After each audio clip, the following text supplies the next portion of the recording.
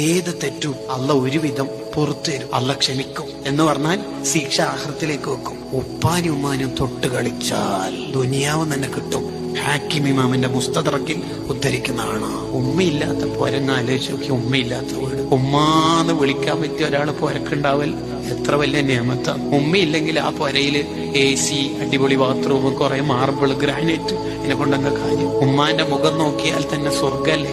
ഉമ്മാന്റെ മുഖത്ത് നോക്കി അജുമ്രം ചെയ്ത കൂലിയല്ലേ? ആ ഉമ്മയില്ലെങ്കിൽ തീർന്നില്ലേ നമ്മളെ വീടിനെന്താ പ്രകാശമുള്ളത്? അവര് കുറെ കാലം നമുക്ക് വേണം. ഉപ്പന്റെ ഉമ്മന്റെ പൊരുത്തമാണ്. ഉപ്പാക്കും ഉമ്മാക്കും 1 രൂപ കൊടുത്താല് ഇസ്ലാം പറയുന്ന കൂലി എത്രയെന്നറിയാം?